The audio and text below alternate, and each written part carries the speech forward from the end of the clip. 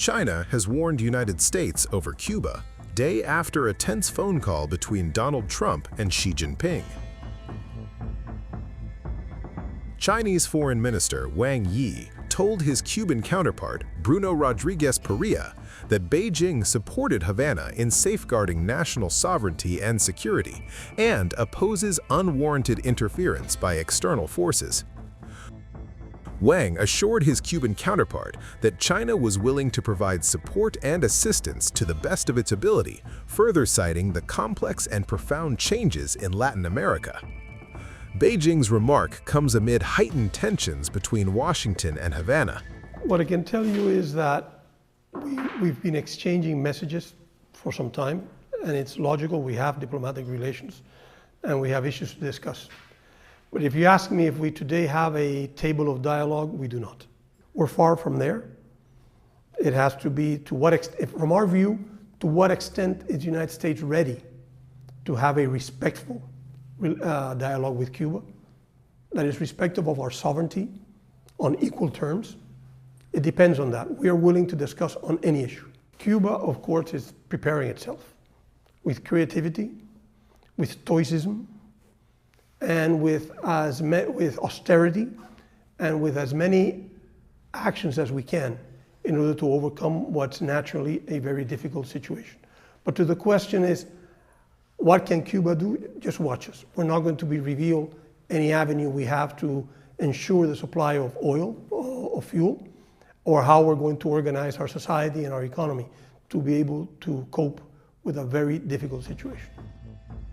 Earlier, Donald Trump said that Washington was beginning to talk with the Cuban leadership as his administration cut off supplies of oil from Venezuela and Mexico, which he suggested would force Cuba to the negotiating table. Trump signed an executive order to impose a tariff on any goods from countries that sell or provide oil to Cuba. The move put pressure on Mexico, which Cuba became dependent on for oil after Trump halted oil shipments from Venezuela in the wake of Maduro's ouster. Well, Cuba's a failing nation. It has been for a long time, but now it doesn't have Venezuela to prop it up. So we're talking to the people from Cuba, the highest people in Cuba, to see what happens. I want the people that came here that were horribly treated by Cuba to be taken care of, to be able to go back and do what they have to do. You know, they have their family there. They haven't been able to see them in years, many, many years. So I think we're going to make a deal with Cuba. Does it come back to Texas? It's in bad shape. Cuba's in bad shape. Cuba has a humanitarian problem. Donald Trump is facing heat from both China and its ally Russia over Washington's deep interest in Taiwan.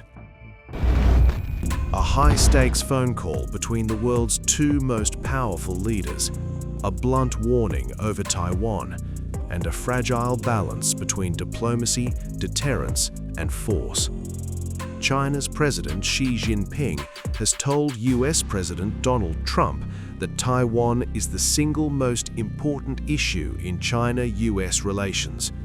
According to Chinese state media, Xi Jinping used a phone call with Donald Trump to issue a direct warning over Taiwan, urging Washington to act with prudence when supplying weapons to the self-governed island.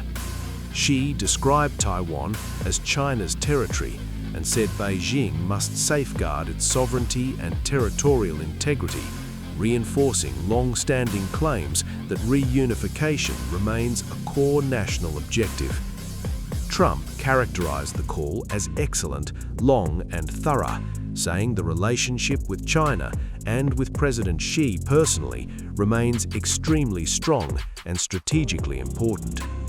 The conversation covered a wide range of global flashpoints, including Russia's war in Ukraine, tensions with Iran, fentanyl trafficking, and China's energy purchases from the United States.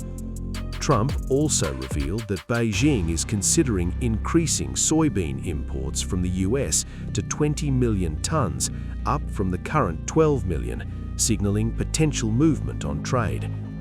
The call comes amid a renewed diplomatic push by Western leaders to reset relations with Beijing, including recent visits by the UK's Prime Minister Keir Starmer.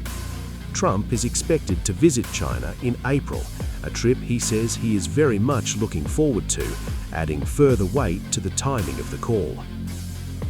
On Taiwan, Xi warned that US arms sales risk accelerating a dangerous and violent situation across the Taiwan Strait, echoing Beijing's fierce response to last year's $11 billion US arms package for the island.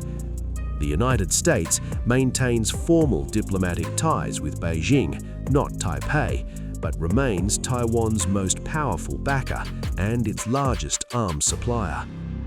Taiwan has welcomed the Trump-Xi call, saying it will help stabilize the region as China ramps up military pressure near the island.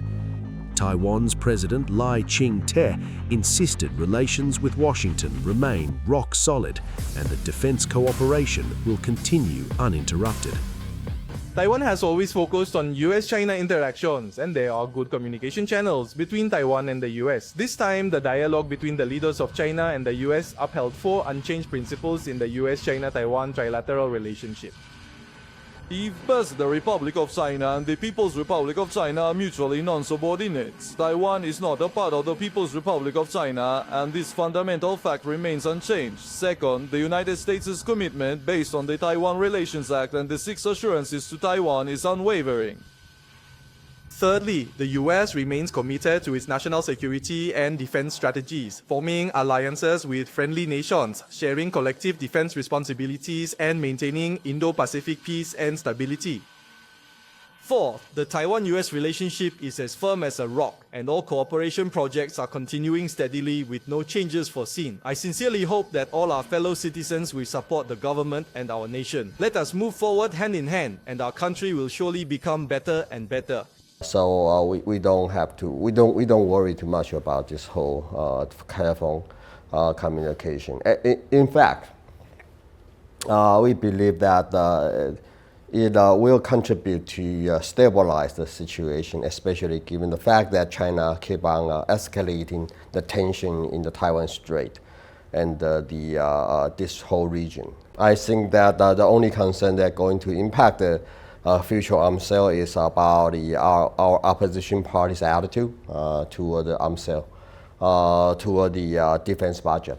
I think that's the most important, since that the U.S. has already promised to sell us to Taiwan a certain amount of weapons.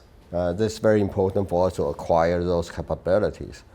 But the problem is that so far we haven't seen any cooperation from the legislative end yet. The call also followed a virtual meeting between Xi Jinping and Russia's President Vladimir Putin, underlining China's increasingly complex global balancing act